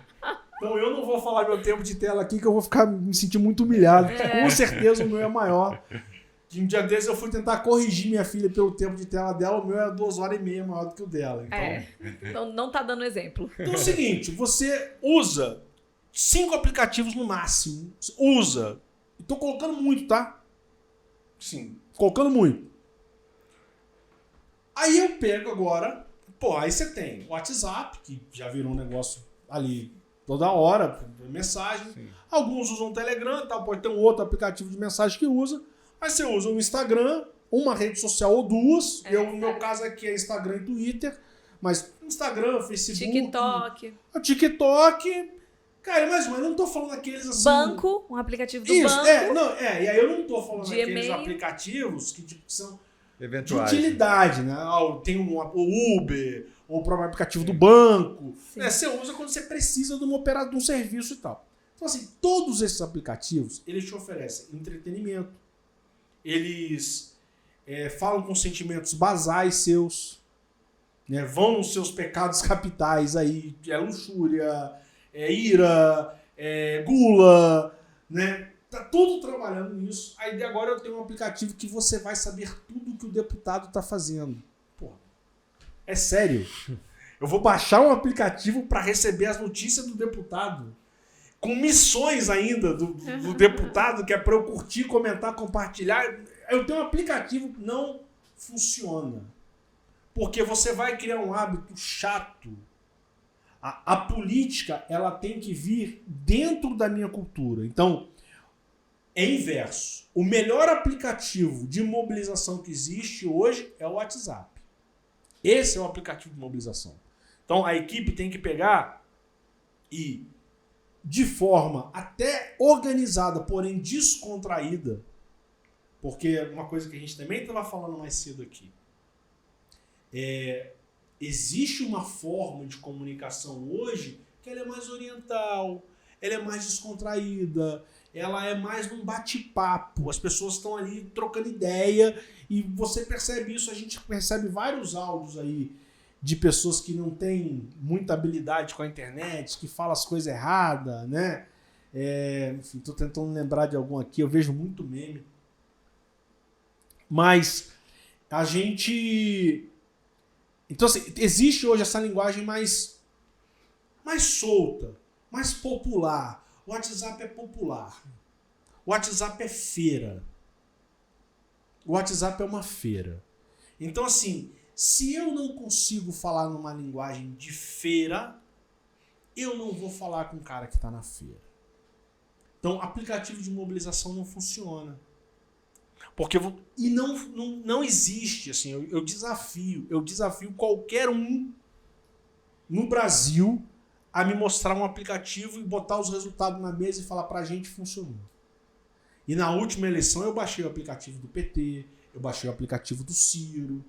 Não, fora que eles ainda partem do pressuposto que os embaixadores, os agentes, seja lá o nome que o aplicativo der, tem que alimentar aquilo para funcionar. E quando que você vai ter isso numa dinâmica de campanha? O cara lá no meio da rua vai parar, não, agora eu tenho que alimentar o aplicativo, porque... Imagina. Não, e é isso, assim... tu vai ter que entrar em mais um aplicativo. Você tá me criando um negócio que é além da minha cultura. Você tem que criar cultura. Assim, gente, criar cultura é um negócio... não é do dia pra noite, né? Pessoal, vocês estão vendo aqui que a gente está, de fato, com o maior especialista na área aqui do nosso país. E a gente está encaminhando aqui para os minutos finais do nosso podcast. Mas, assim, antes, tem uma perguntinha que não quer calar, a perguntinha final. Mas a gente ainda tem um tempinho, alguns minutos. Eu acho que dá pra gente fazer um bate-bola aqui rápido de algumas dúvidas e dicas que você pode dar, Fabrício, para quem tá nos assistindo. Porque, como a gente conversou aqui no começo, você sabe que nosso podcast é dedicado a assessores, a pessoas que estão trabalhando com política ou que pretendem trabalhar. Tem muita gente aí que já está pensando, e espero que já esteja mesmo pensando, né, construindo a sua campanha do próximo ano. Então, assim, no aspecto da mobilização digital, quem está começando, assim, quais as principais dicas que você pode deixar aqui para quem nos assiste de como é o principal para iniciar esse trabalho? Aline, vamos lá. Fundamental a sua pergunta e vamos lá. Seguinte, para quem está começando. Eu comecei agora, peguei aqui, sou assessor de um deputado, estou no gabinete, ou o meu projeto político decidiu que a gente vai ter um candidato a prefeito ano que vem. Né? Primeira coisa é você organizar as listas que você tem hoje. De forma muito prática, organizar as listas que você tem hoje. Com certeza, a campanha, a pré-campanha, o mandato, ele tem uma lista. Fabrício, onde é que está essa lista? No celular. A lista de contatos do celular é a primeira grande lista que todos nós temos e a gente não olha para ela. Você não abre sua lista de contato para olhar nunca. A não ser quantos. Nem abre, que você pesquisa o contato quando você quer. Então, organize as suas listas. O que eu faria se eu estivesse começando agora? Eu abriria a lista, tiraria ela do celular, colocaria ela numa planilha e imprimiria. Papel. Para poder olhar, para poder pegar, para poder usar mais sentidos, que a gente está perdendo um pouco essa ligação com as coisas. Para usar mais sentidos, olhar para essa lista. Dentro dessa lista, você define quem são os seus embaixadores. Então, quem são as pessoas com as quais eu posso contar? Quem são aquelas primeiras pessoas que eu preciso ligar? E importante ressaltar que assim, pode dizer, não, mas eu sei quem são. Cara, você não sabe quem são. E nem as pessoas sabem que você está precisando delas. Exatamente. Quando você lista, quando você classifica essas pessoas e você liga, aí eu faria isso. Ó, meus embaixadores são esses aqui. Eu vou ligar para essas pessoas e vou marcar uma reunião. Reunião, gente, é reunir pessoas. Não precisa ser uma reunião chata, formal. Ela pode ser um almoço, ela pode ser uma janta, ela pode ser uma cerveja num bar, ela pode ser, enfim, um churrasco, o que você quiser. Mas reúna esses embaixadores e divida a responsabilidade do projeto com esses embaixadores. Essa é a primeira coisa. Então, podem ser, inclusive, familiares. Exatamente. Principalmente para quem vai na campanha municipal aí, né, que é a próxima disputa que a gente tem. Cara, chama os parentes, chama os amigos mais próximos, aquela pessoa que na sua cabeça, pô, acho que ele vai estar comigo, pô, esse cara não vai me abandonar. Que é até aquela história, você cria uma expectativa com alguém, e você criou na sua cabeça a expectativa, você não combinou com ela, a hora que ela falar pra você que não, você se frustra com uma expectativa que só você criou. Então, primeira coisa, organiza suas listas, separe as pessoas nessas listas, quem é o que nessa lista. Para você começar a ter um caminho. Segunda coisa é você definir o que você defende, o que você vai... E aí você pode definir, inclusive, com os embaixadores, qual a dor da sociedade ou de uma parcela da sociedade que você pretende curar. Tipo assim, eu vou votar em você? Por quê? Por quê? Mas eu tenho que pensar nisso agora? Sim, agora é hora de você amadurecer e achar os caminhos que você precisa para ter esse remédio. A gente não está no período eleitoral? Não. Mas a gente está no período de você criar autoridade em cima daquilo que você vai defender. Então, eu faria isso. E definir quais os canais pelos quais eu vou me comunicar. Então, vai ser o Instagram? Vai ser o WhatsApp? Vai ser Facebook? É importante definir isso dentro de um projeto. E aí agora pensando em quem já está no mandato, né? Mesmo quem está começando agora, eu faria isso por quê? Porque o mandato, principalmente o mandato legislativo, seja aqui na Câmara Federal, nas Assembleias Legislativas, nas câmaras municipais, é uma disputa muito grande de protagonismo. Então a gente tem em Brasília 513, falando da Câmara, não do Senado, eu tenho 513 deputados querendo protagonismo de alguma coisa. E, assim, não tem... O dia tem 24 horas, não cabe tanto protagonismo. Então, como que eu vou criar meu protagonismo? Se eu organizei as minhas listas, se eu tenho os meus embaixadores, se eu sei as causas que eu defendo e eu priorizo isso, eu vou pegar aquela causa principal e vou transformar essa causa numa mobilização. Então, ao invés de eu chegar aqui simplesmente apresentar um projeto de lei, sei lá, em defesa do Rio Paraíba do Sul, vamos dar um exemplo aqui, tá? Do Rio Tietê, que é mais nacional. Aí eu vou lá, geralmente é assim a lógica da comunicação. Não, o deputado apresentou o projeto, passou na comissão, avançou, tem que fazer um post sobre isso agora. Né? Tem que fazer um post sobre isso. Aí faz um post que tá combinado com ninguém, aquele post flopa, toda a rede política é flopada a grande maioria. Aí flopa, aí o deputado o político fica estressado, Sim, a equipe cobrando. fica estressada. Pô, não é mais fácil, ao invés de você criar esse caminho, você identificar dentro da tua lista quem são as pessoas interessadas naquela pauta daquele rio, e você criar um movimento de assinatura, como se fosse um abaixo-assinado virtual em defesa do rio, e depois você dá como devolutiva para essas pessoas que o deputado apresentou um projeto de lei e que isso está avançando, e que aquela causa é uma causa daquelas tantas pessoas que estão envolvidas naquilo. Então, eu organizaria minha lista, definiria as minhas causas, quais os canais que eu vou usar, que não devem ser todos, e buscaria transformar isso numa comunidade digital. Legal. Agora, vamos pegar uma outra situação de um político que não entende a importância da mobilização e o assessor precisa conversar com ele para explicar o porquê que aquilo é importante, né? Por que a gente é preciso investir, inclusive, na mobilização. Ou seja, explicar a que serve a mobilização. O que você poderia nos dizer? Bom...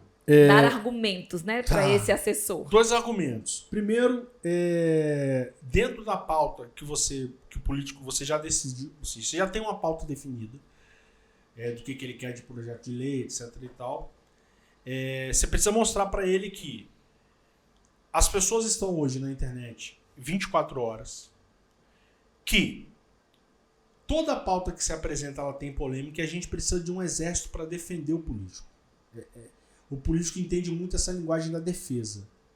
Porque quando a gente faz mobilização, uma coisa que a gente sempre entendeu, a gente que veio da militância, a mobilização gera constrangimento. O político reage a constrangimento. Se tem uma coisa que o político tem medo é de constrangimento. Então, quando você coloca para ele a ameaça do constrangimento, a gente precisa ter um exército para defender o senhor, ele vai entender. Ele vai pelo menos parar. O político nunca vai, ou a maioria, tá? Eles dificilmente vão vir para mobilização por amor.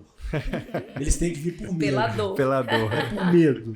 Você tem que ameaçar o cara. Dizer assim, ó, então vão atacar a gente. Não, e sabe o que é o pior? É que é verdade. Tipo, se o cara tiver uma crise, se você não tiver uma rede de mobilização bem nutrida, né, bem regada ali, cultivada, ferrou. Né? Como é que você vai... Isso. Né? É o panfleto apócrifo da nossa época, né? Como é que você desconstrói aquilo minimamente? Você não tem ferramenta. E eu tenho assim, eu presto consultoria, para mandato, para projeto político, e treino equipes. E tem uma coisa que é assim, eu aviso o cara dos riscos. Então, eu não entro na roda de Sansara da assessoria, muitas das vezes, que é o seguinte, você avisou o cara, você falou para ele que precisava, você apresentou os riscos para ele, ele bancou fazer. Na hora que dá o problema que estoura, ele quer que você solucione. Sim. Eu sou o cara que eu sempre disse, a solução estava lá atrás. Assim, agora tudo que eu fizer aqui vai ser um serviço que não... eu vou enxugar gelo. Sim. E eu vou continuar como quem não resolveu o problema. E você vai esquecer disso daqui a uma semana. Então, tanto faz eu fazer ou não fazer, porque eu não vou ter prazer, eu não vou ter relatório bom para te entregar. Então, é isso assim, tem coisa que você tem que fazer antes. Senão, sabe como é que vai ser feita a gestão de crise? Assessora pagando comentário no Facebook e no Instagram. Porque, inclusive, a gestão de crise, ela envolve não ter a crise, né? É você fazer de tudo para que ela não chegue, né? Por isso que é importante esse trabalho prévio. Mas vamos entrar em mais um assunto rapidamente, Fabrício, que é um assunto muito recente, que inclusive todos nós, enquanto assessores, né, estamos buscando aprender sobre, que é LGPD. E aí, se a gente está falando de um trabalho de mobilização, necessariamente a gente está falando de um trabalho de coleta de dados, né? De ter os dados das pessoas e se relacionar com essas pessoas. Mas hoje a legislação ela tem imposto limites aí ao trabalho de quem está aí nos bastidores fazendo a comunicação. O que você pode nos orientar, digamos assim, para quem está nos assistindo, de como lidar com essa nova regra? Porque a primeira eleição que a gente passou sobre as regras da LGPD foi agora, 2022, né? Que ainda estava tudo muito recente, não tem jurisprudência, enfim. Só que estamos avançando, estamos indo já para um próximo período eleitoral. Então, assim, como é que você está preparando, né? Quem você atende para essas novas regras? Bom, parece complexo, mas não é. É bem simples, na real. Primeiro, você não pode usar base de dados para ficar mandando mensagem spam. Isso aí já era há muito tempo, né? Então, o que a gente faz? Cara, eu até tenho isso aí, visita lá no meu Instagram, lá tem lá o funil da mobilização. Vamos lá, quem quiser achar o Fabrício Moser, faz o quê? Vai aonde? Fabrício Moser no Instagram. Com S. Com S. M-O-S-R. Fabrício Moser. Por quê? Assim, ó, se você usar um funil, o funil de mobilização, ele é uma adaptação que eu fiz do funil de inbound marketing. Okay. Fiz para mobilização. Então, a primeira coisa no funil para você atrair uma pessoa, cara, uma landing page, um evento presencial, etc e tal. Então, você precisa, aí de forma prática, os projetos políticos precisam ter um cuidado maior na captura de dados. Sim. Então, o que acontece? Se eu vou para uma reunião, presencial ou não, eu tenho que ter uma forma de capturar o dado naquela reunião e avisar o cara. Então, o que eu faço? Eu não passo lista de presença na porta da reunião para depois mandar mensagem para o cara, porque isso fere a LGPD. Porque ele achou que estava simplesmente assinando uma lista. Mas eu posso, em determinado momento da reunião, parar tudo, pedir a pessoa para mandar uma mensagem para um número tal, e eu tenho vários cases disso. Pedir a pessoa, manda uma mensagem para um número tal aqui agora, salve esse número e manda uma mensagem que eu vou te mandar, por exemplo, esse material, esse documento, esse PDF, seja lá o que for, por aqui. Então, a pessoa está salvando meu número e está me mandando a primeira mensagem. A partir daí eu desenvolvi uma relação... Você inverteu. Eu inverti a lógica. Fabrício, mas aí tem 100 pessoas na reunião e só chegaram 60 mensagens. Ok. Cara, uma taxa de conversão de 60% para quem é do marketing digital, Uau. nada te dá uma taxa de conversão de 60%. Sim. Né? Então,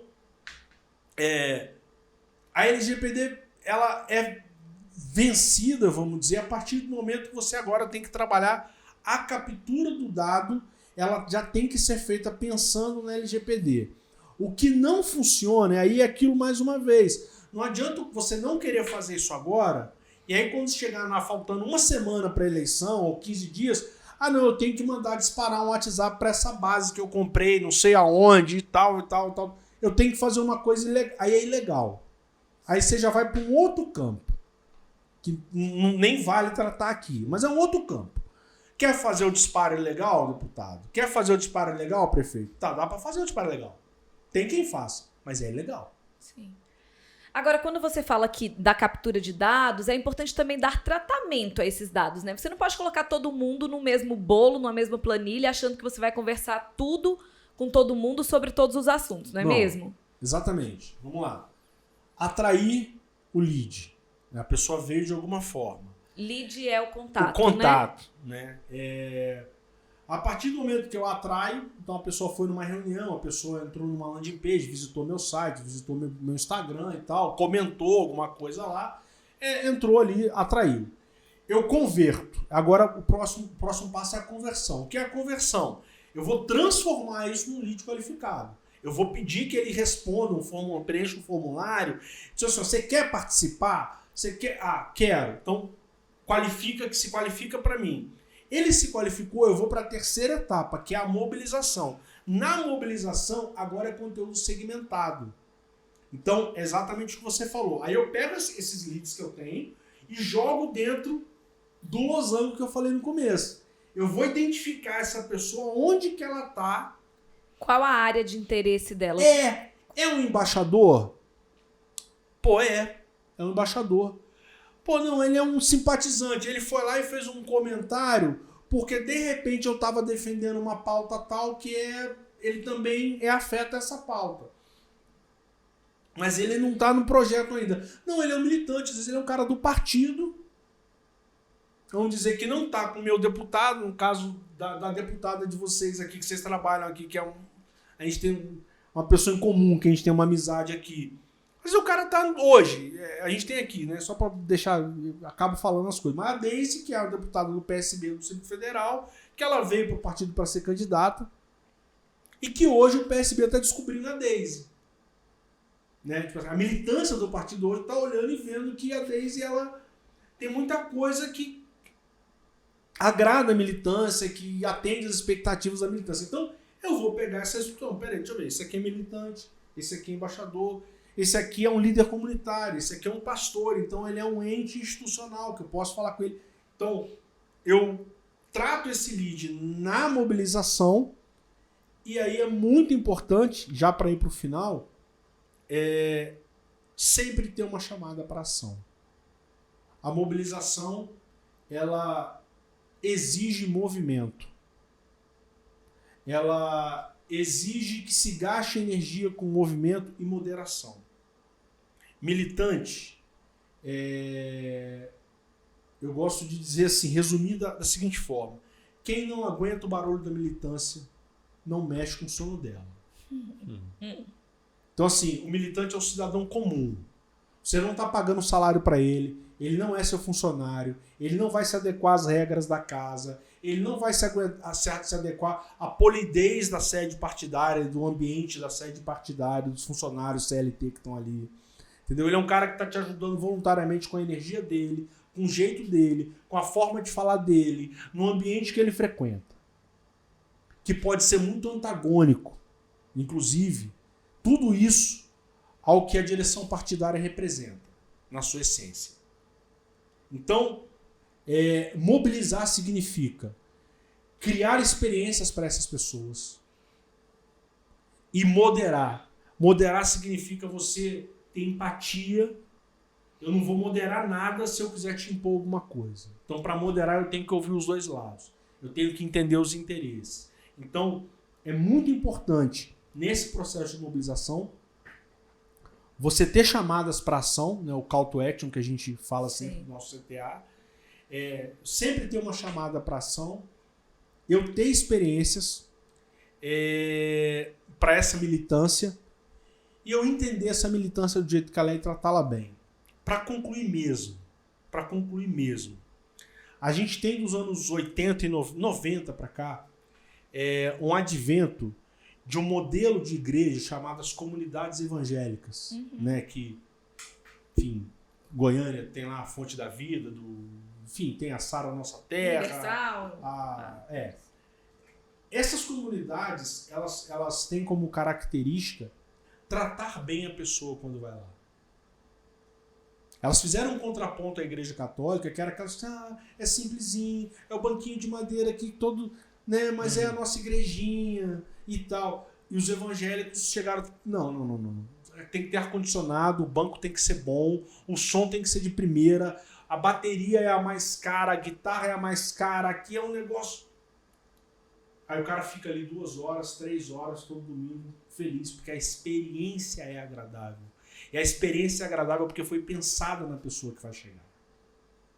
Então, se eu quero fazer um projeto de mobilização que realmente agregue as pessoas e retenha as pessoas, eu tenho que pensar nas pessoas.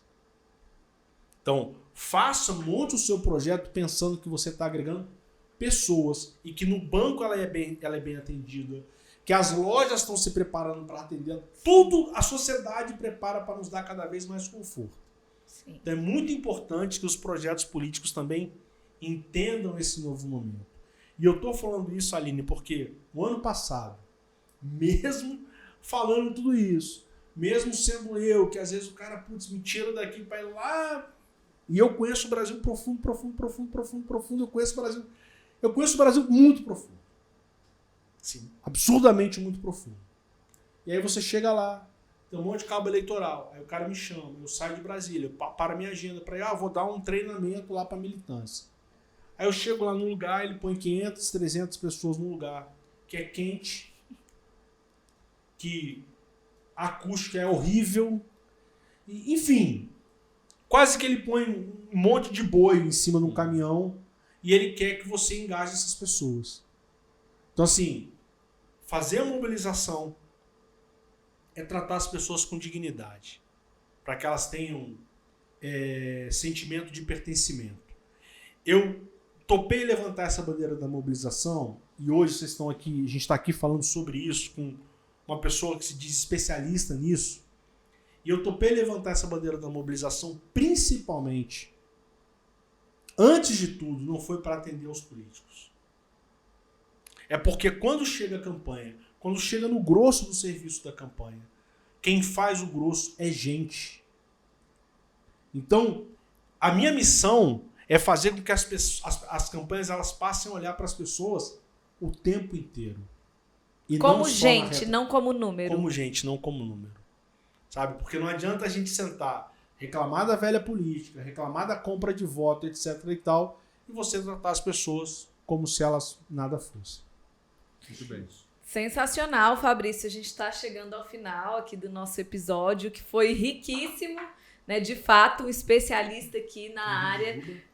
Por favor, fique à vontade, como a Jujuba. A gente agradece muito quem esteve conosco aí até então.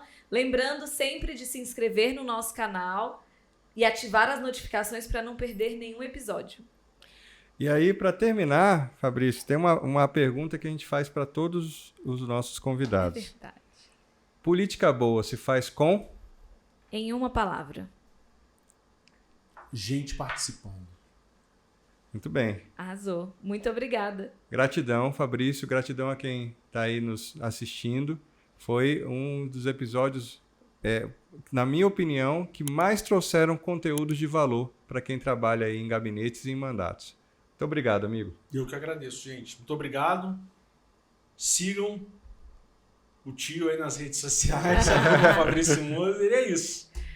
@Fabrício Moser, @Mentoria Eleitoral. Obrigada, pessoal. Até a próxima. Até a próxima.